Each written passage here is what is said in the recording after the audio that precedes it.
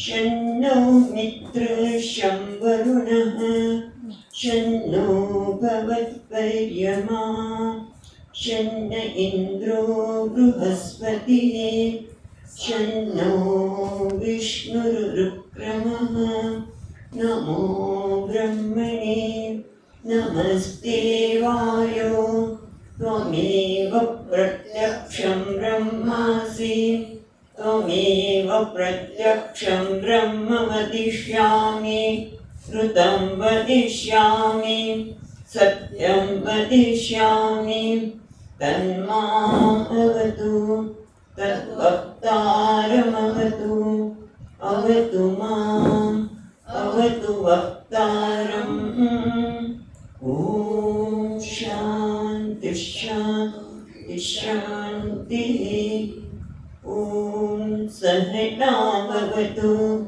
सहनौ भुनक्तु सह वीर्यं करवावहै तेजस्विनावधीतमस्तु मा विद्विषावहै ॐ शान्ति शान्ति शान्तिः श्रुतिस्मृतिपुराणानाम् आलयं करुणालयं नमामि भगवत्पादं शङ्करं लोकशङ्करं शङ्करं शङ्कराचार्यं केशवं बादरायणं सूत्रभाष्यकृतौ वन्दे भगवन्तौ पुनः पुनः ईश्वरो गुरुरात्मेति मूर्तिभेदविभागिने व्योमवद्व्यक्तदेहाय दक्षिणामूर्तये नमः।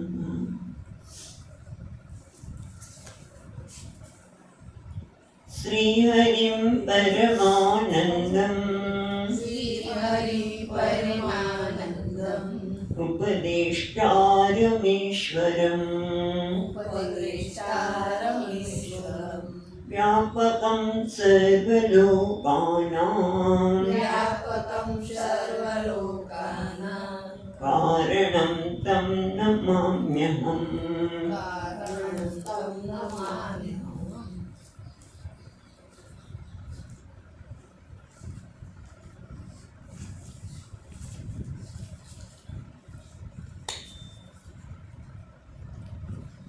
तो આપણે અપરોક્ષ અનુભૂતિ એ પુસ્તક છે. આમ તો શંકરાચાર્ય દ્વારા રચના કરવામાં આવી, આદિ શંકરાચાર્ય દ્વારા રચાયેલો પ્રકરણ ગ્રંથ છે અને જેના ઉપર વિદ્યારણ્ય સ્વામી એમણે ટીકા લખી છે, દીપિકા. એને ખ્યાલમાં રાખીને આપણે અધ્યયન કરી રહ્યા છીએ. અને આ અપરોક્ષાનુભૂતિ અથવા તો શાસ્ત્રની આપણને સત્સંગની કેમ જરૂર છે? તો એક જ વસ્તુ છે કે જન્મ્યા ત્યારથી આપણે જીવ એટલે હું, જીવ, જગત અને ઈશ્વર માટે અનેક પ્રકારના ખ્યાલ ધરાવે છે અને એના જ કારણે આપણે ક્યારેક દુઃખી થઈ જઈએ, ક્યારેક શોકગ્રસ્ત થઈ જઈએ, ક્યારેક નિરાશા, હતાશા, ડિપ્રેશન આના શબ્દમાં કહીએ તો એ જોવા મળે છે. અને એટલા માટે આ શાસ્ત્રની આપણને આવશ્યકતા છે. અને એમાં અપરોક્ષાનુભૂતિ એટલે શું? કે અપરોક્ષ અનુભૂતિ. પણ અપરોક્ષ એટલે શું? તો આપણે વિચારીએ તો જગતના દરેક પદાર્થ કહો, વ્યક્તિ કહો, વસ્તુ કહીએ તો એ કેવું છે? કાં તો પ્રત્યક્ષ છે, કાં તો પરોક્ષ છે. પ્રત્યક્ષ એટલે ઇન્દ્રિય ગોચર, એટલે આ કોઈ પણ ઇન્દ્રિય, આંખ, કાન, બધા જ ઇન્દ્રિય દ્વારા આપણે જ્ઞાન થાય છે એ કે પ્રત્યક્ષ. અને કેટલા પરોક્ષ. જે મારી ઇન્દ્રિયનો વિષય નથી તે પણ થઈ શકે ખરો, એનું જ્ઞાન થઈ શકે અનુમાન વગેરે દ્વારા. અને એક એવું છે કે નિત્ય પરોક્ષ જ છે. શું? સ્વર્ગ વગેરે એ તો આપણે ત્યાં જઈએ ત્યાં શરીર લઈને જતા નથી, એટલે આપણે ખબર નથી કે શું છે. પણ કેવું છે? નિત્ય પરોક્ષ. અને કાં તો પરોક્ષ, નિત્ય પરોક્ષ, અને બીજું છે પ્રત્યક્ષ. આ જે વાત કરવામાં છે અપરોક્ષ, જે પ્રત્યક્ષ પણ નથી, પરોક્ષ પણ નથી, પણ જે મહારાજ શ્રી કે અપને પક્કા આપા હૈ, એટલે હું પોતે જ અપરોક્ષ, જે પ્રત્યક્ષ પણ નથી, અપરોક્ષ પરોક્ષ પણ નથી, પણ જે અપરોક્ષ, જે પરોક્ષ નથી, એની અનુભૂતિ, એનો અનુભવ. અનુભવ એટલે જે ક્યારે ભૂલાય નહીં તે, એની વાત આપણને કહેવામાં આવશે. એટલે કોણ અપરોક્ષ છે? તો કે આત્મા. હું છું એ કેવો છે? અપરોક્ષ. આત્મા કેવો છે? અપરોક્ષ. અને એટલે કે હું કેવો છે? સાક્ષી. હું જેને અપરોક્ષ કહું છે, જેને કે સાક્ષી, આપણે સાક્ષી શબ્દો પર આવીશું. પણ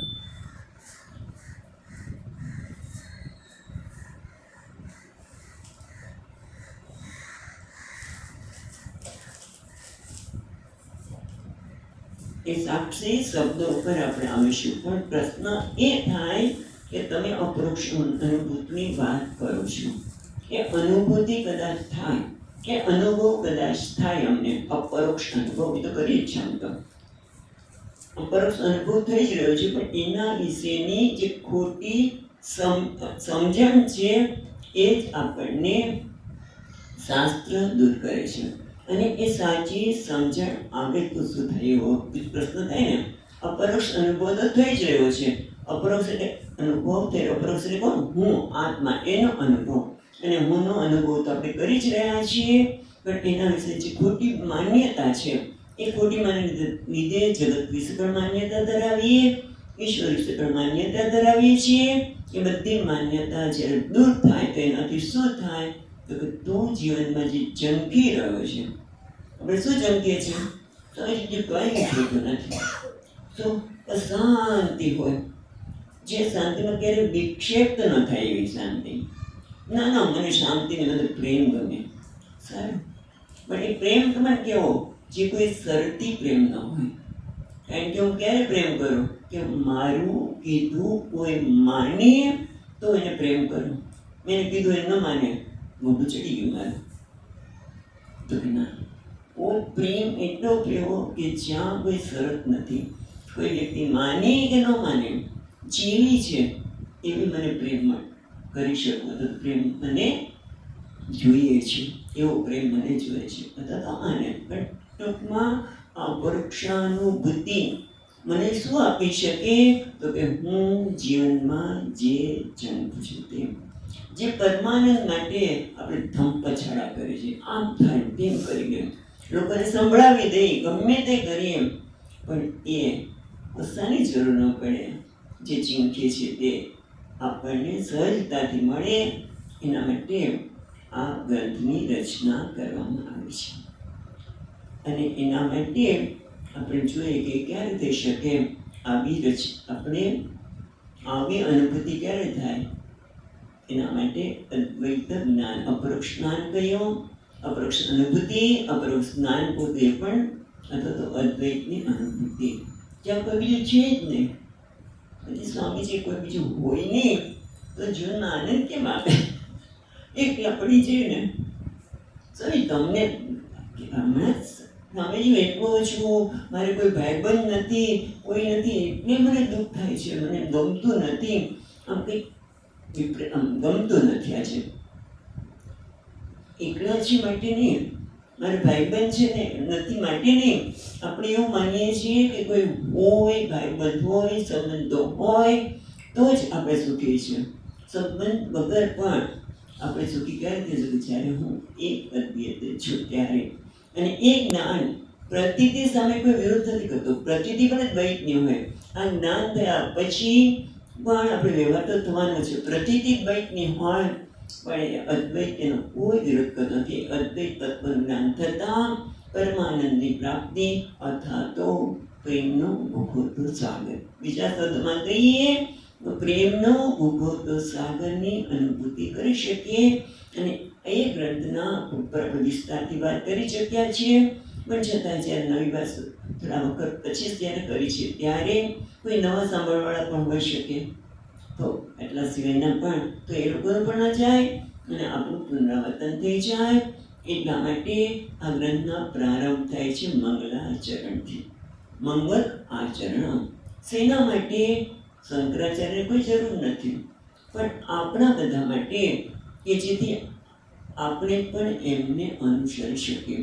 જેમ આપણે કહીએ છીએ કે કોઈ પ્રસંગ સારો હોય તો પહેલાં ગણેશજીની પૂજા થઈએ, પ્રથમ પૂજ્ય ગણેશ.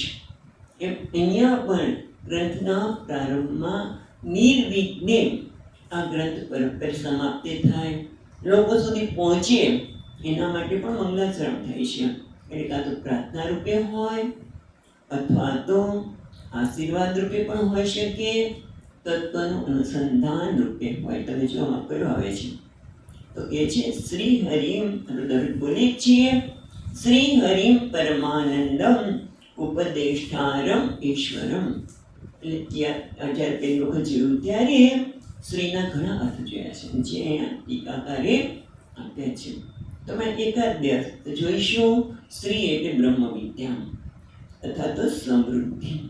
શ્રી એટલે સમૃદ્ધિ પણ થાય અથવા બ્રહ્મ વિદ્યા. શ્રીનો બીજો અર્થ આશ્રય. અને શેનો આશ્રય?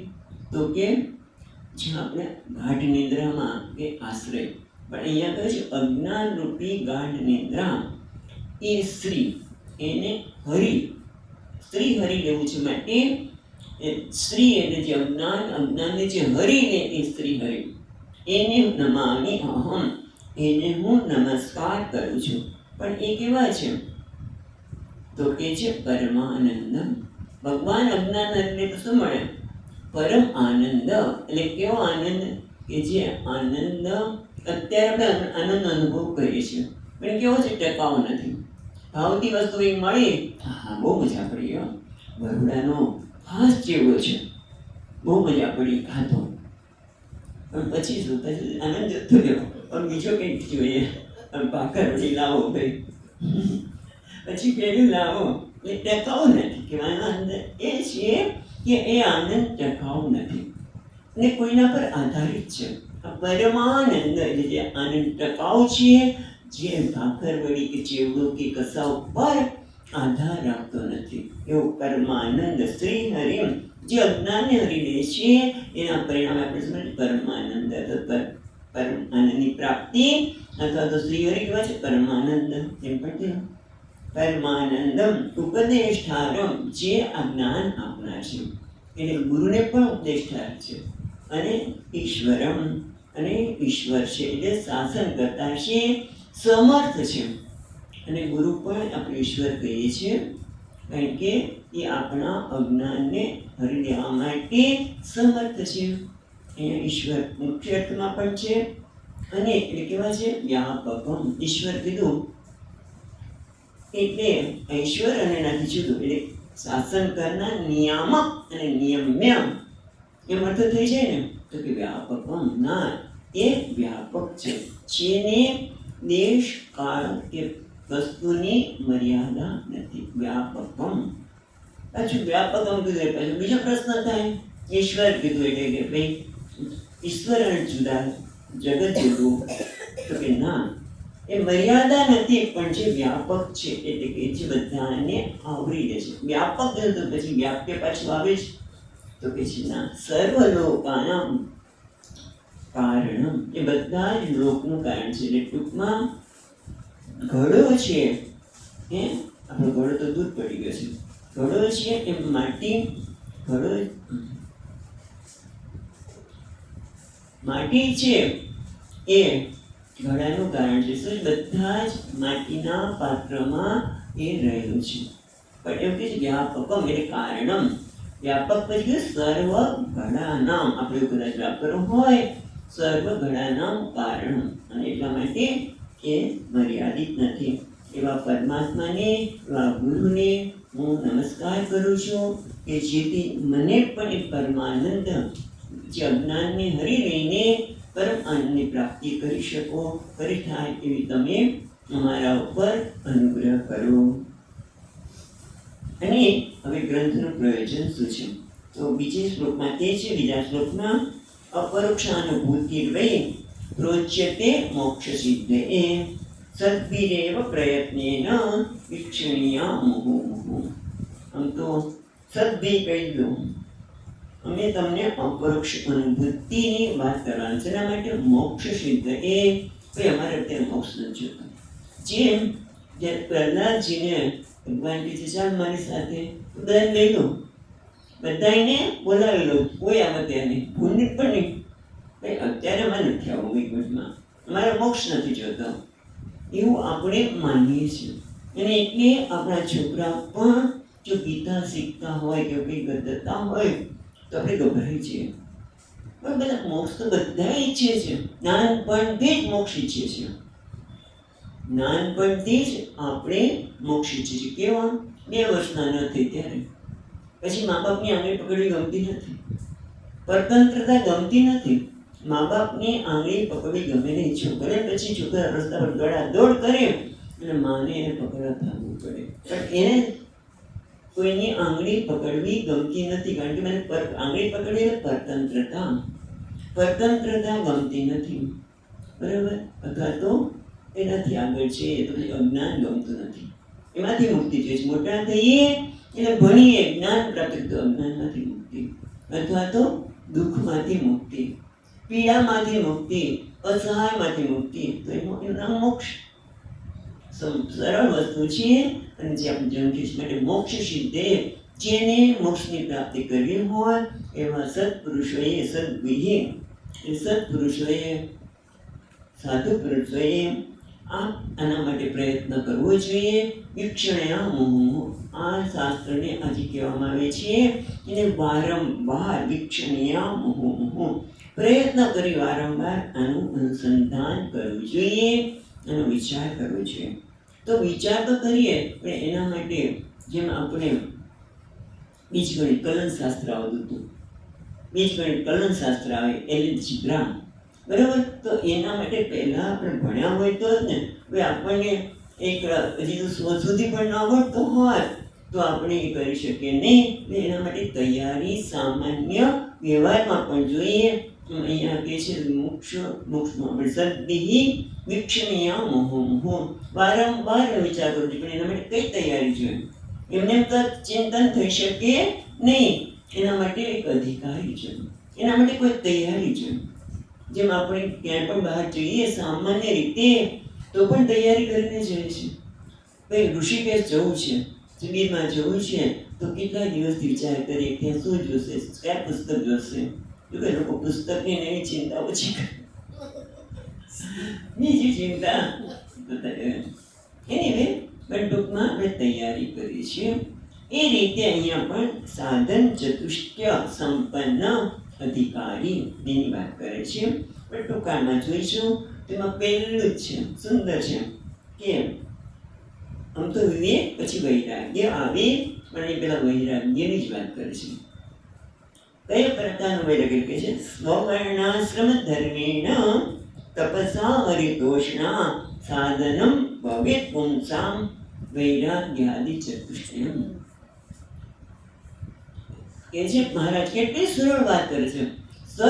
તમે આ 3 વસ્તુ તમારા જીવનમાં હોય તો તમારામાં આ સાધન ચતુષ્ટ સંપત્તિ સહજ રીતે પ્રગટ થશે. એના માટે તમે એને તમારામાંથી આવિર્ભાવ કરવાનો છે. ખરેખર જોવા જઈએ તો બધું પવ્યું છે આપણી અંદર, એનો આવિર્ભાવ કરવાનો છે. અને એના માટે સરળ વાત 3: સ્વધર્મ, સ્વવર્ણાશ્રમ ધર્મેણ, એટલે પોતાના વર્ણ અને આશ્રમને અનુકૂળ ધર્મ. ધર્મ એટલે કર્તવ્ય કર્મ. હવે વર્ણ અને આશ્રમ તો અત્યારે છે નહીં, તો અત્યારે તો આપણા ભાગે જે સમયે જે કર્મ આવે, કર્તવ્ય કર્મ, એને સારામાં સારી રીતે કર્યું, કોઈ અપેક્ષા વગર. બહુ મોટી વસ્તુ છે અપેક્ષા વગર. કંઈક ને કંઈક સૂક્ષ્મ અપેક્ષા આપણામાં રહેતી હોય છે.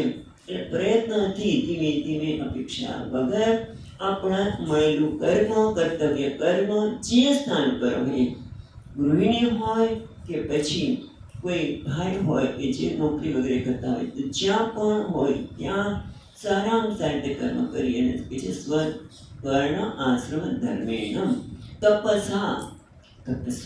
તપ ઇન્દ્રિય નિગ્રહ. અત્યારે કેટલા બધા લોકો એક જ વખત જમે છે, સરળ નથી. એક વખત અનાજ લેવું એ સરળ નથી. એ શું છે? તપ છે. તપસા તપ મળે. અને એટલે પછી તો વિચાર કરો, એટલે લોકો, કેટલાક લોકો તો અત્યારે ફરાળી વાનગી, તમે અત્યારે પેપરમાં પણ અનેક પ્રકારની વાનગી તમે જે ખાતા હોય બધી વસ્તુ અહીંયા ફરાળી બને. એવું નથી કરતા ઘણા લોકો, જે તપ જ કરતા. અને તપસા એટલે ઇન્દ્રિય નિગ્રહ. તપસા પછી શું કહે? હરિતોષણા. હરિતોષણા માટે બહુ સુંદર શબ્દ આપ્યો છે. હરિતોષણા એટલે કે ઈશ્વરને પ્રસન્ન કરવા. પણ ઈશ્વર કેવી પ્રસન્ન થાય? તો અહીંયા કહે છે સર્વભૂત દયા લક્ષણમ કર્મ વિશેષણાત. એક વિશેષ પ્રકારનું કર્મ, એનાથી હરિ સંતોષ પામે, પરમાત્મા રાજી રહે, મારો પ્રભુ રાજી રહે. એને રાજીપો મેળવવો હોય તો શું કરવું જોઈએ ભગવાનના રાજીપા માટે? તો કહે છે દયા લક્ષણ. સર્વભૂત, બધા પ્રાણી માટે દયા, કરુણા, આદર, એનાથી પ્રભુ પ્રસન્ન થાય છે. કોઈને નિરાદર કરીએ, એને આપણે હળધૂત કરીએ તો કે ના, ભગવાનને નથી ગમતું. કોઈનો તિરસ્કાર કરવામાં આવે, હળધૂત કરવામાં આવે, તેને ગમતું માટે હરિતોષણા એટલે દયા લક્ષણ. જો આટલું જ હોય, આ ત્રણ વસ્તુ હોય, તો આ ચાર પ્રકારના સાધન ધીમે ધીમે પ્રગટ થવાના છે.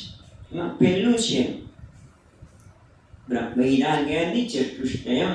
વૈરાગ્યની વાત કરે છે કે બ્રહ્માદિ સ્થાવરાંતેષુ વૈરાગ્યમ વિષયેષ્વનું યથેવ કાકનિષ્ઠાયામ વૈરાગ્યમ તદ્ધિ નિર્મલમ.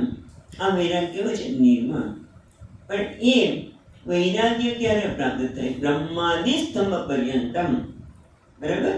સ્થાવરાંતેષુ સ્તંભ, બ્રહ્માદિથી માંડીને એક સ્થાવર વસ્તુ માટે જ્યારે મને વસ્તુ જેવી છે એવો વિવેક જન્મે, તો એના માટે વિવેક બીજો હોવો જોઈએ કે હું જીવનમાં શું જમું છું.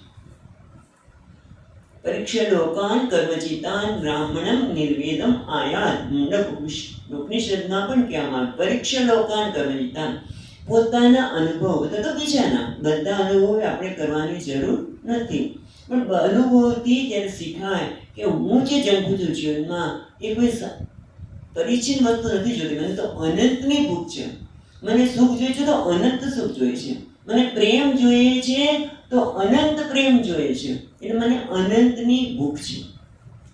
અને જગતના કોઈ પણ પદાર્થો નહીં, બ્રહ્માદિ છે ને કે છે બ્રહ્માદિ સ્થાવરણ, બ્રહ્માદિથી માંડીને ગમે ત્યાં જઈએ તો સુખની પ્રાપ્તિ થાય. કદાચ આ લોકો કરતા ત્યાં સુખની તારતમ્યતા ખૂબ વધારે હોય, પણ છતાં એ દુઃખથી મિશ્રિત તો હોવાનું છે.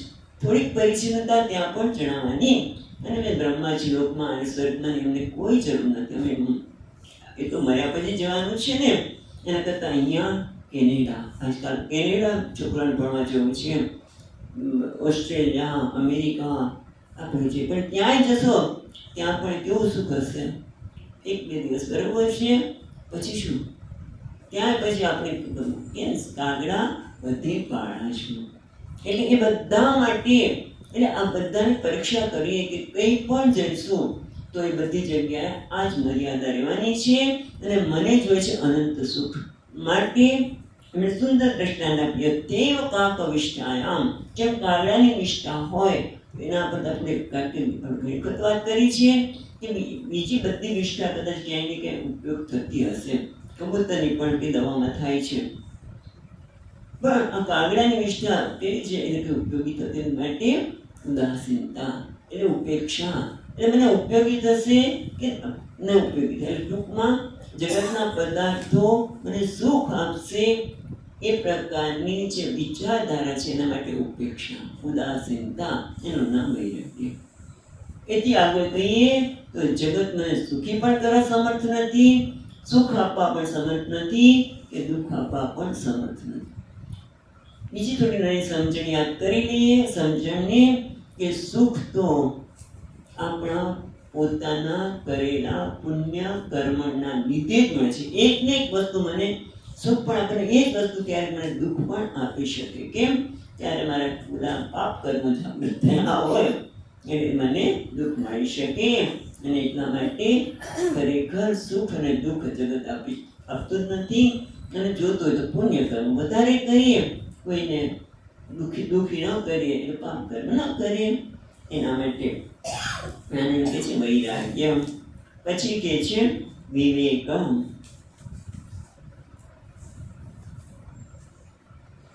નિત્યમ આત્મ સ્વરૂપમ હિ દૃશ્યમ તદ વિપરીતગમ એવં યો નિશ્ચય સમ્યક વિવેકો વસ્તુનઃ વૈ. હવે એ તો બહુ મોટી વાત છે કે આત્મા નિત્ય આત્મ સ્વરૂપમ, આત્માનું સ્વરૂપ નિત્ય છે અને દૃશ્ય બધા જ કહેવાય છે અનિત્ય છે.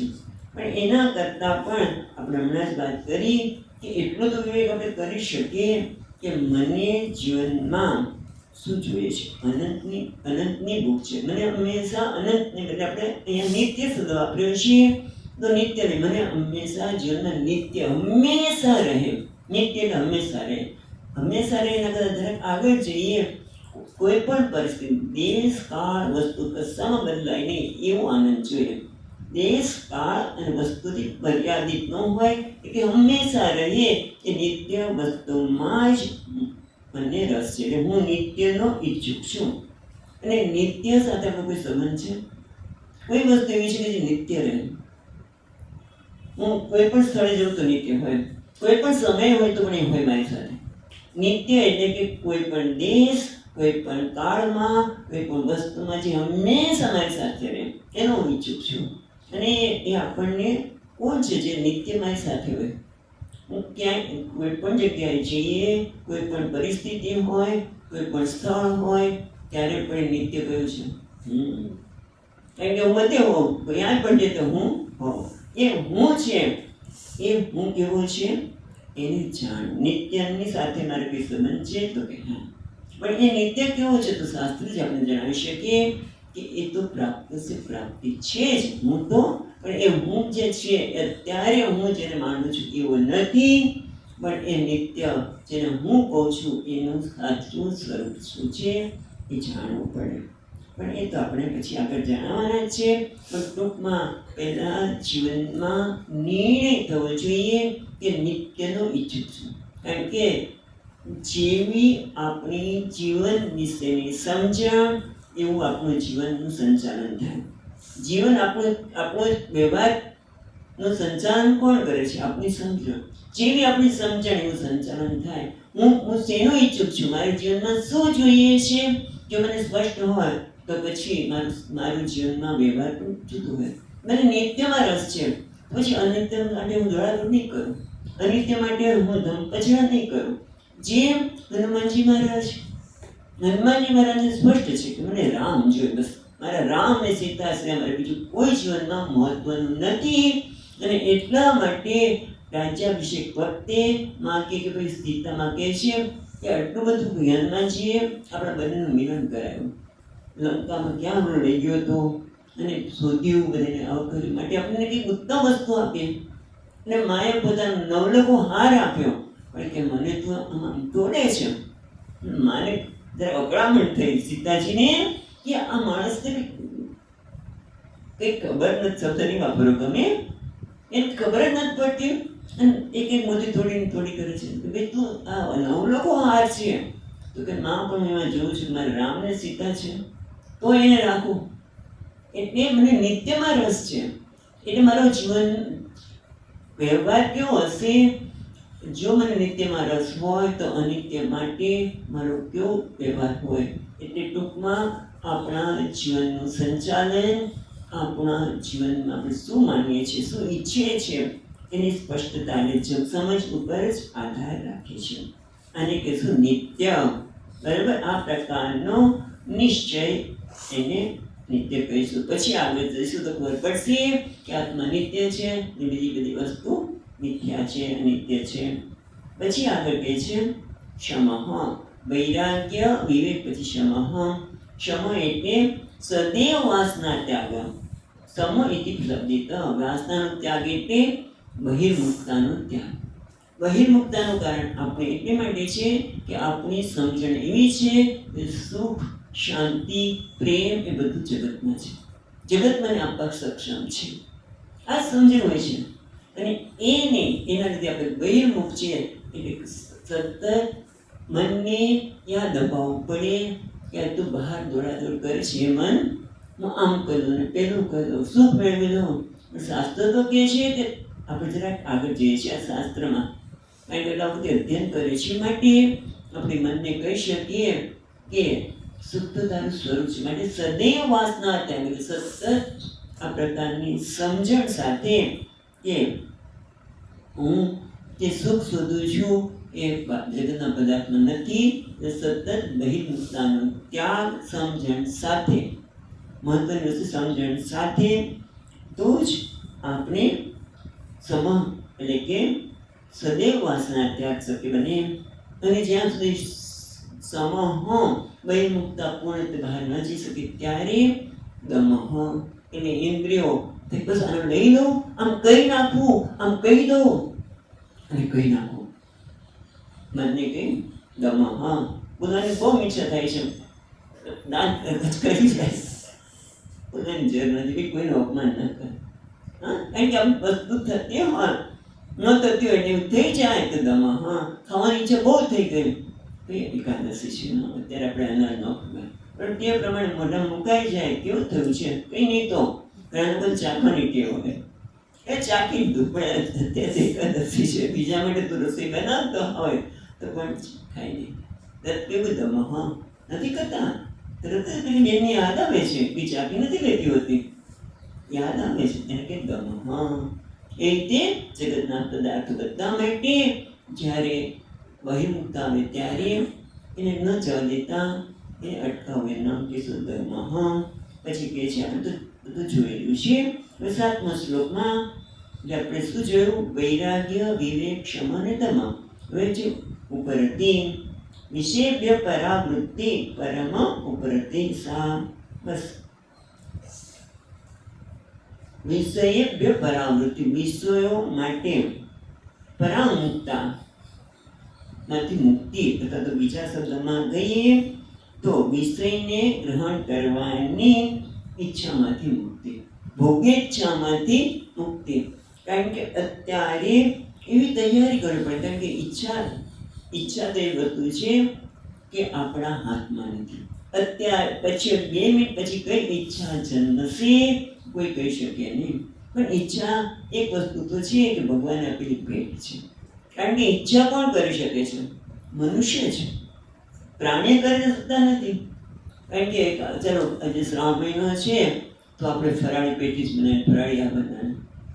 ગાયોને તો ભલે વરસાદ આવે છે, લીલું ઘાસ મળે છે, બસ એમાંથી પેટીસ બને કે સમોસા બને એવું થતું નથી. ઈચ્છા મોટી વસ્તુ છે, પણ એ ઈચ્છાને આપણે કેળવવાની છે. કારણ કે આ ઈચ્છા શેની થાય છે? ભોગેચ્છાની. ભોગેચ્છામાંથી મુક્તિ.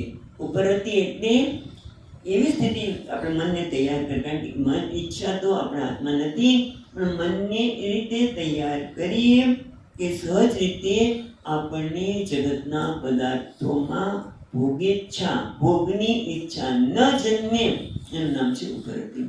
કારણ કે ઈશ્વરે આપણે જગત બનાવેલું છે, અને ઈશ્વરનો જગત ભોગવવા માટે નથી. એ ભોગવવું એટલે એ માલિકી કરવી. ભોગવવું એટલે બરોબર આપણે એનો ઉપયોગ કરીએ, પણ એ ઉપયોગ કરતી વખતે આપણે માલિકી કરીએ છીએ, આસક્તિ કરીએ છીએ.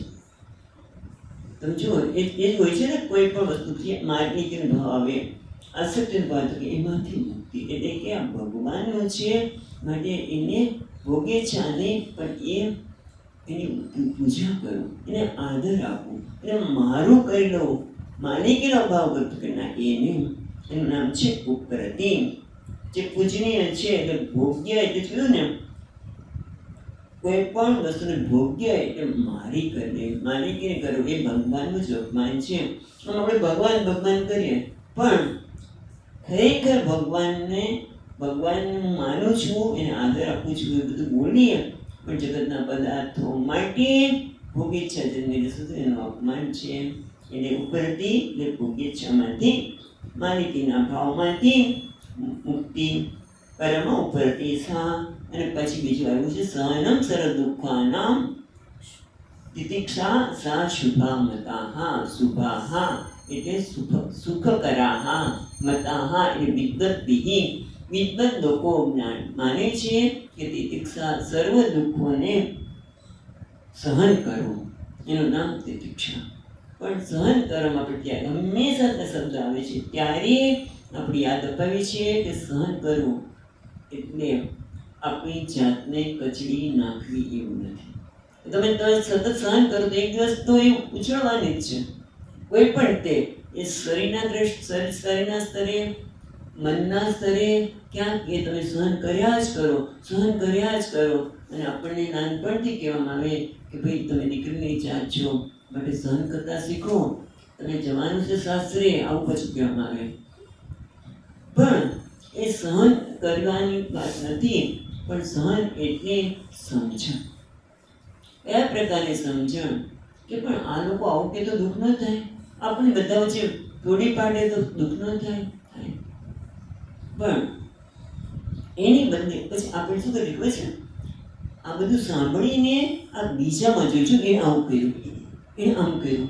એટલે એ બીજા માટે નથી, આપણા માટે છે. અને આ બધું સાંભળીને બીજાને મૂલવીએ, એનામાં છે કે નહીં, એનામાં છે કે નહીં, એના માટે નથી, આપણા માટે છે. અને બીજાના વ્યવહારથી દુઃખ કેમ થાય છે? કારણ કે સ્વામીજી કે દુઃખ તો પડેલું જ છે. કેમ?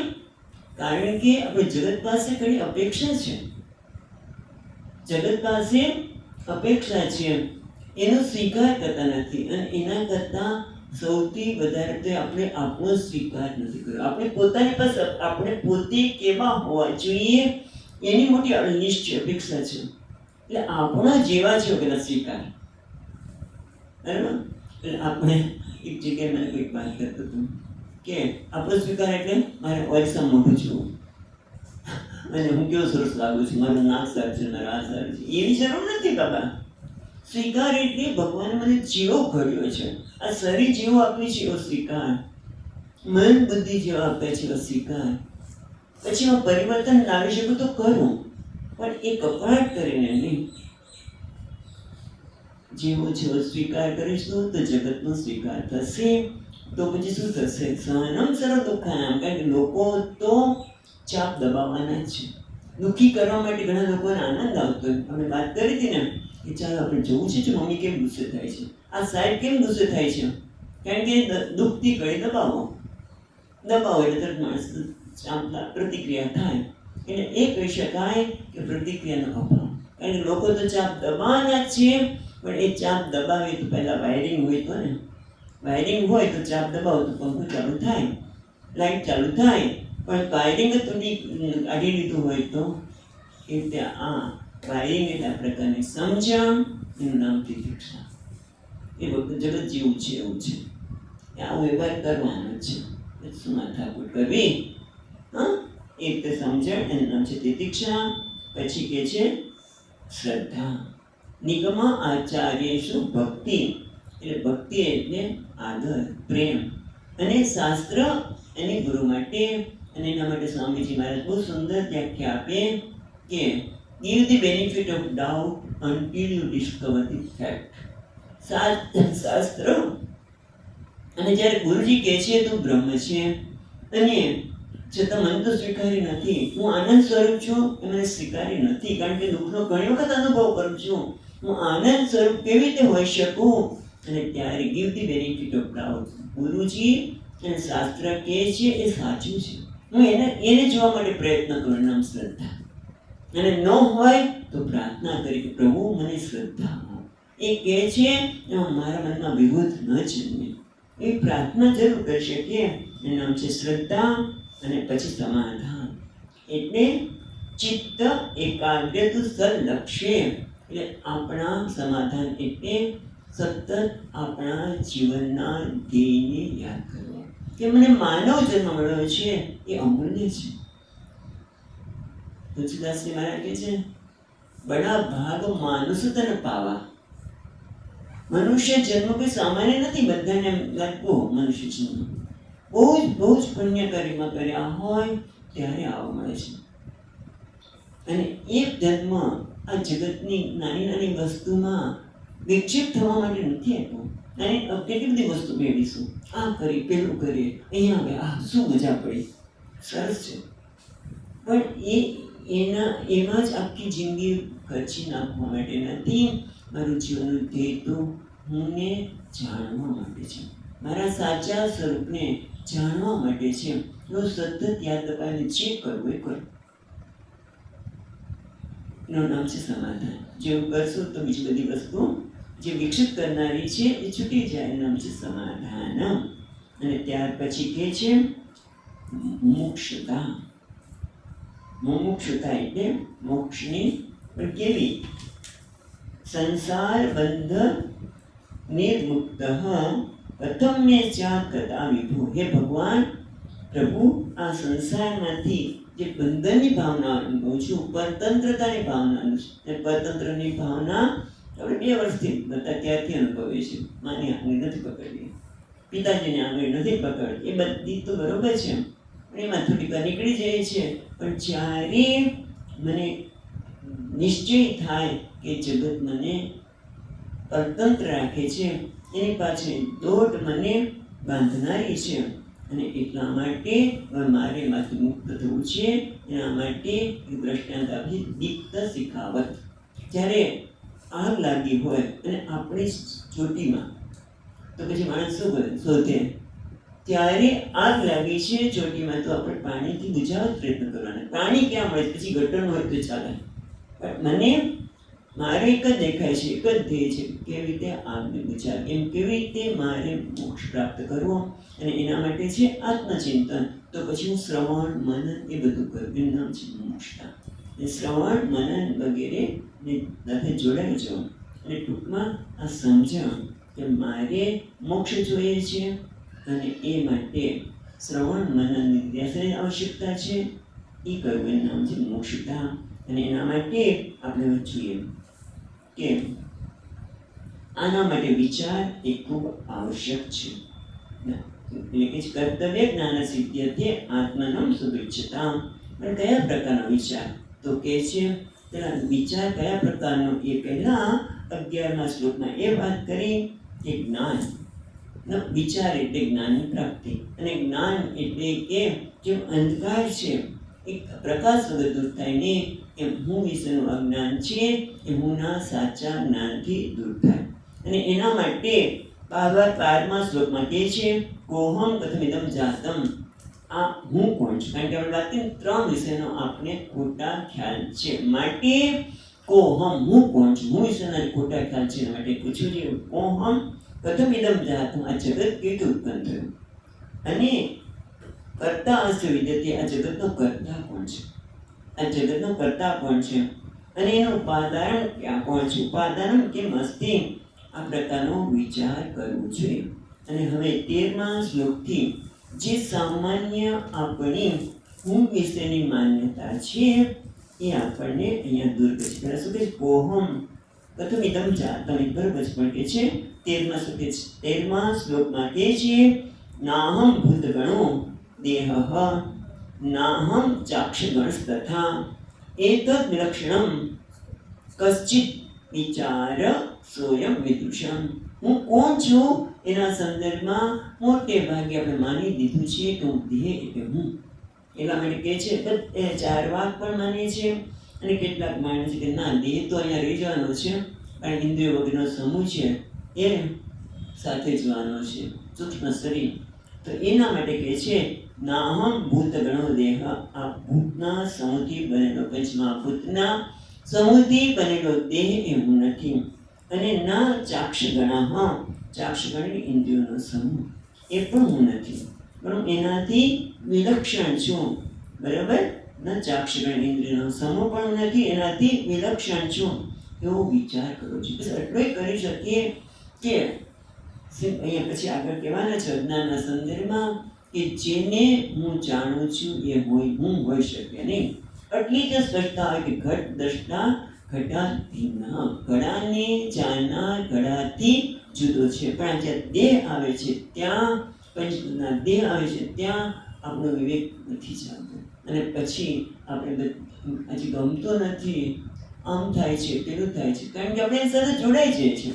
કાં તો દેહ સાથે જોડાઈ જઈએ, કાં તો ઇન્દ્રિયોના ના ચાક્ષગણા, કાં તો ઇન્દ્રિયોના સમૂહમાંથી જોડાઈ જઈએ. મનમાં અશાંતિ થાય છે. કેમ? વિચારો કરે હું એકલું છું, અટેલું છું, મારી સાથે મારું કોઈ છે નહીં, વગેરે વગેરે વિચાર કરીને તો ઇન્દ્રિય સાથે કાં તો જોડાય છીએ, કાં તો દેહ સાથે જોડાય છે, અને ઘસરાય છે એટલે દુઃખ. એટલે એનાથી વિલક્ષણ છે. જુઓ, એના માટે સિમ્પલ દાખલો આપણે વારંવાર જોયો છીએ. પેલો સાયકલ, નાનો છોકરો સાયકલ ચલાવતો હોય અને પછી પેલો ખટારો હોય એને પકડી દે, અને ખટારો ચાલુ થાય, મારે કંઈ ચલાવવાની જરૂર નથી, સાયકલ દોડે એની સાથે. પણ ક્યાં સુધી? ધીમે ધીમે પેલો ખટારો ચાલુ થાય, પછી બ્રેક પકડે, બ્રેક પકડી ગયા, થડ્યા, દુઃખ વાગ્યું, વગેરે કહી શકીએ. એમ આપણે પણ ઇન્દ્રિયોના સમૂહ સાથે કાં તો જોડાઈ જઈએ છીએ, કાં તો દેહ સાથે જોડાય છે. પણ ખરેખર હું દેહથી, ઇન્દ્રિયના સમૂહથી વિલક્ષણ છું, આ પ્રકારનો વિચાર કરવો છે. એ આપણે વિસ્તારથી જોયું છે. પછી કહે છે કોહમ, પછી જો ના પેલા શું કોહમ, એના માટે આ એક જ વિચાર આપ્યો. પ્રથમ ઇદમ જાતમ, આ બધું આવ્યું ક્યાંથી?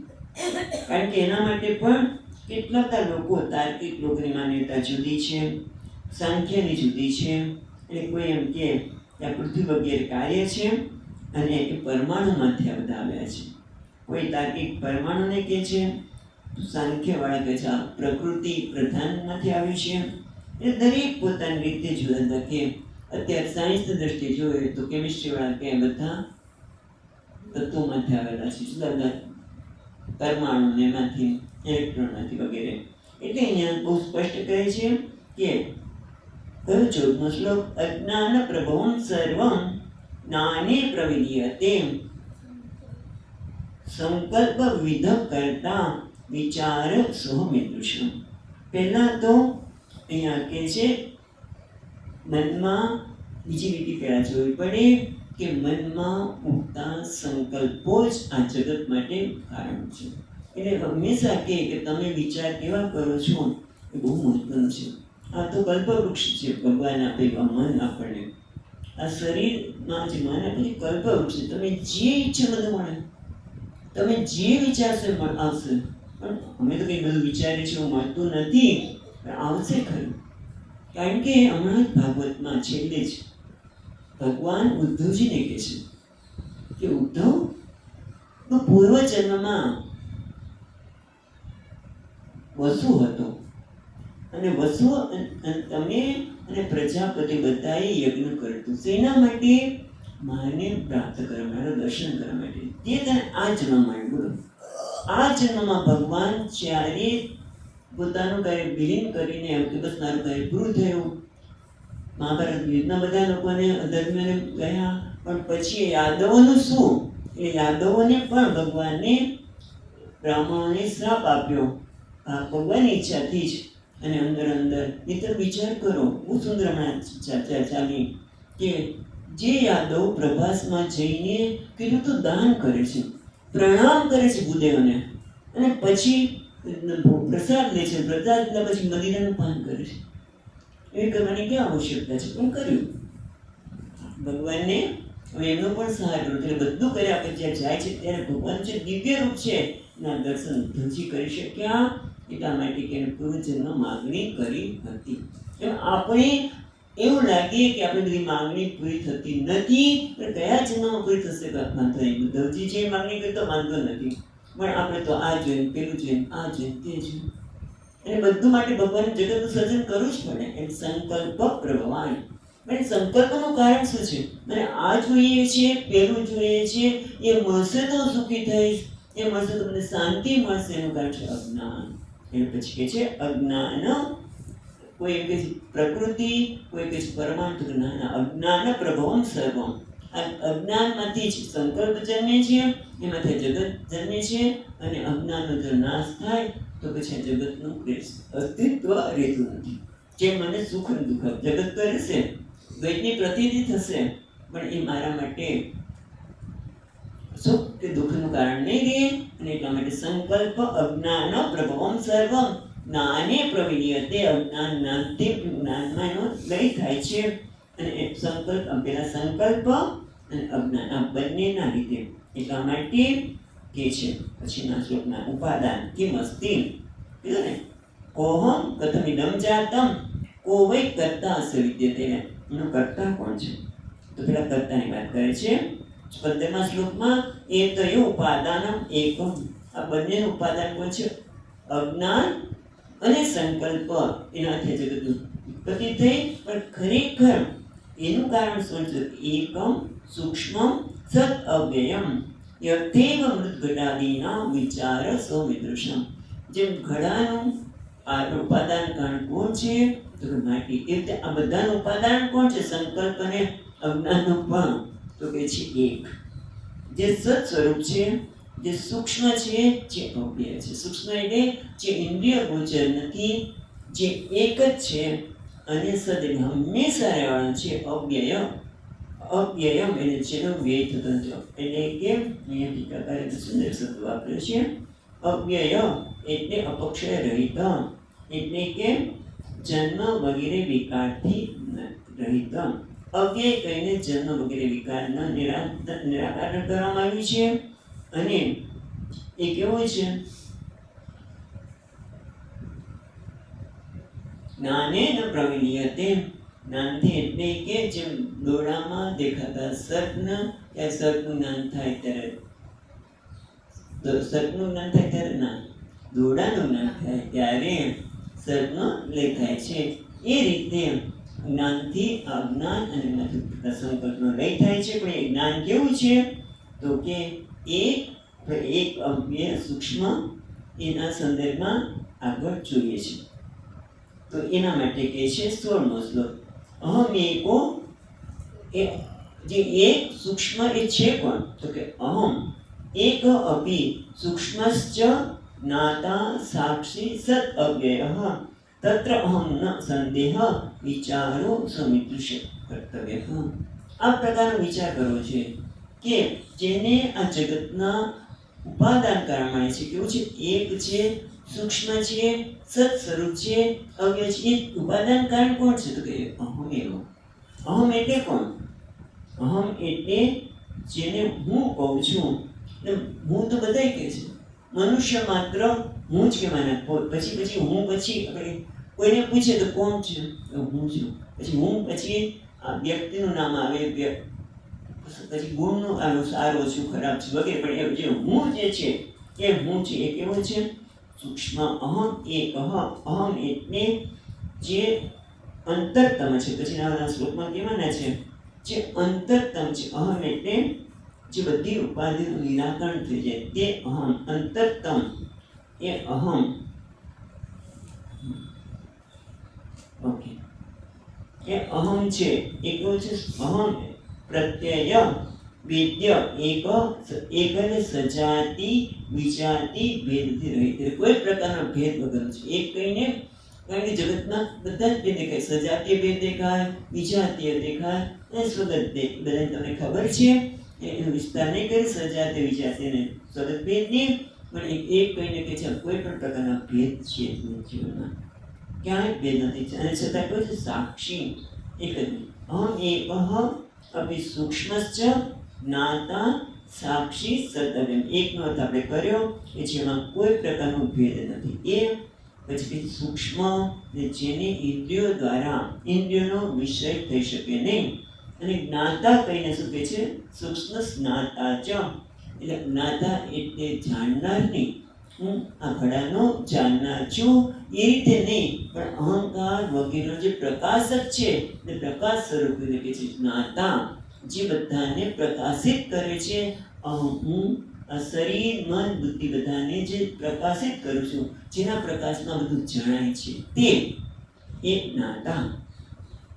અને પાછું કેવું છે જ્ઞાતા? સાક્ષી. એટલે સાક્ષાત ઇન્દ્રિય સન્નિકર્ષાત, ઇન્દ્રિયો વગર પણ જેનું જ્ઞાન થાય છે એ સાક્ષી. અથવા તો સાક્ષી એટલે કે જે આપણે પહેલા એવું લઈશું કે જે ઘટના વખતે હાજર છે, પણ એ છતાં કેવો છે સાક્ષી? જે આ સાક્ષી જે સામાન્ય રીતે આપણે સાક્ષી કોને કહીએ? કે જે કોઈ ઘટના વખતે હાજર હોય અને કોઈ પણ પ્રકારના એમાં જે વસ્તુ જેવી છે એ પ્રગટ કરીને સાક્ષી કહીશું, બરાબર? આ સાક્ષી કેવો છે? તો કે છે કે જે નિર્વિકાર છે અને બધાને સાક્ષી કહીને સાક્ષરના સંદર્ભમાં સાક્ષી નથી, પણ જે માત્રથી બધાને પ્રકાશિત કરે છે એવો નિર્વિકાર સર્વવિકાર શૂન્યને અહીંયા સાક્ષી કહેવામાં આવે છે. સદ એટલે હંમેશા રહેનારા, સદ અવ્યયમ. અવ્યય એટલે આપણે વાત કરી બધા જ વિકારથી મુક્ત છે એવો હું છું. તદ એવો અત્ર ન સંદેહ વિચાર સોયમ ઈદૃશ્ય. આવો હું છું એના માટે કોઈ શંકા કરવી જોઈએ નહીં. કેમ? કારણ કે આગળ બ્રહ્મ એટલે કોને કહ્યું? કે આ જગત ઉપાદાન કાંડ બ્રહ્મ છે. જેમ ઘોડાનું ઉપાદાન કાંડ માટી છે, એમ આનું ઉપાદાન કોણ છે? બ્રહ્મ. એટલે અસ્થિ ભાતિ પ્રિય. એમાં આના દ્વારા તમે જુઓ તો એક સદ, સદ એટલે અસ્થિ, પછી જ્ઞાતા એટલે ભાતિ, બધા પ્રકાશ છે. અને આનંદ સચિત આનંદ છે. એટલે બે આ સચિદાનંદ તો હોઈ શકે નહીં. આનંદ એટલે જેનો મર્યાદા નથી, એટલે બ્રહ્મ જ હું છું. માટે ન અત્ર સંદેહ કર્તવ્ય. એ બ્રહ્મ હું છું, હું જ ઉપાદાન કરું છું. મારામાંથી જ આ જગતનું સર્જન થયું છે. કયા? હું અસ્થિ ભાતિ પ્રિય, એમાંથી જ આ સર્જન છે અને એ લય પણ તેમાં થાય છે. એને કહેવાય ઉપાદાન કારણ. એ ઉપાદાન કારણ હું છું, એના માટે કોઈ સંદેહ કરવો જોઈએ નહીં. અને પછી એ જ માટે જુદી જુદી હવે અજ્ઞાન કરી કહેવાય કે આપણે બહુ ટૂંકામાં જોઈશું, કારણ કે બહુ સુંદર છે કે તમે જ્યારે આવો વિચાર કરો છો તો એને અજ્ઞાન કહેવાય. આના જેવું મોટું અજ્ઞાન કઈ વસ્તુ છે? એક શ્લોક જો તમે બધામાં એ જ શબ્દ પછી આવે છે કે તમે શ્લોક જોવાનો છે 17મો. આત્મા 20 નિષ્કળો. એક મિનિટ, 20 નિષ્કળો છે શું છે? એટલા માટે શબ્દ જુદો છે નારાયણમાં. આત્મા નિષ્કળો हि एको देहो बहुभिः आवृतः तयो एक्यं प्रपश्यन्ति किम् अज्ञानम् अतः परमेट. આ પાંચેક શ્લોકમાં આના જેવું મોટું અજ્ઞાન કયું શકે? એટલે આપણે જ્યારે આપણે વિચારીએ છીએ ત્યારે આપણે શું કહીએ છીએ? ખરેખર અજ્ઞાનને ચા પાણી પીવડાવીએ છીએ.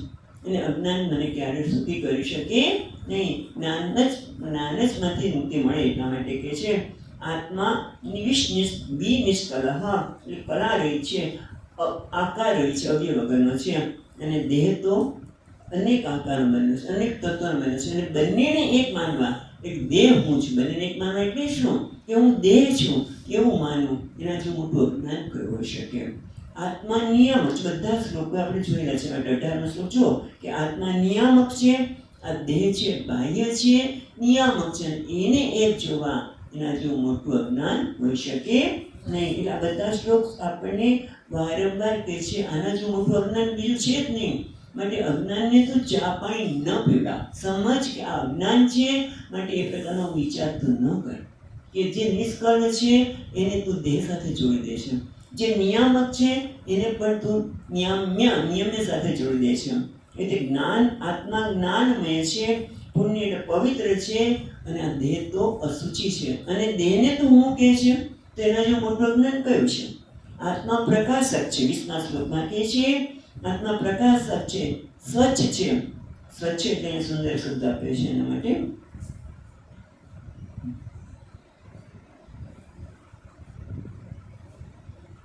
ઓકે, અસંગ. આત્મા 20મા શ્લોકની વાત કરી રહ્યા છીએ.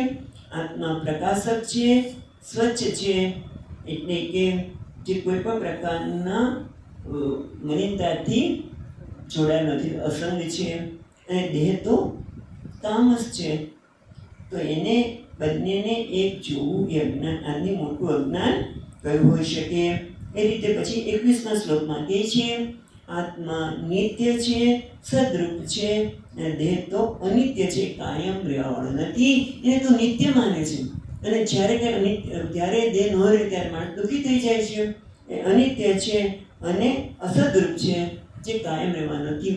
અસદરૂપ એટલે જેના હોવા માટે બીજા ઉપર આધાર રાખે, એના અસત અથવા તો મિથ્યા. અને એ બંનેને એક જોવા, એના જેવું મોટું અજ્ઞાન કોઈ હોઈ શકે. એટલે આપણે 21 શ્લોક સુધી જોયું કે પહેલાં આપણને કયા પ્રકારનું અધિકારીત્વ જોઈએ, એના માટે આપણે સાધન ચતુષ્ટ સંપન્ન અધિકારની વાત કરી. પછી આના માટે વિચાર આવશ્યક છે, કારણ કે વિચાર વગર વિચાર વગર આ આત્માનું સાચું સ્વરૂપને જ્ઞાન ન થઈ શકે. કારણ કે અજ્ઞાનમાંથી આ બધા જ ખોટા ખ્યાલ જન્મ્યા છે. એટલે જેમ પ્રકાશથી જ અંધકાર દૂર થાય તેમ જ્ઞાનથી જ થાય. અને એના માટે કયા પ્રકારનો હું વિશે વિચાર કરવો, જગત વિશે વિચાર કરવો, એની વિસ્તારથી વાત કરેલા. જગતના ખરેખર કરતા કોણ છે? કે સંકલ્પ અને અજ્ઞાન પરના એનો પણ ઉપાદાન કોણ છે? એ. અને પછી કે છે એ હું એક છું. અને છતાં જો આ પ્રકારે વિચાર કરું તેના જે મોટું અજ્ઞાન કયું હોઈ શકે? ત્યાં સુધી આપણે વિચાર કર્યો. હવે કાલે આગળ પૂરું કરી દઈશું, પછી આગળ આપણે જઈશું. ઓમ પૂર્ણમદઃ પૂર્ણમિદં પૂર્ણાત પૂર્ણમુદચ્યતે પૂર્ણસ્ય પૂર્ણમાદાય પૂર્ણમેવાવશિષ્યતે. ઓમ શાંતિ શાંતિ શાંતિ.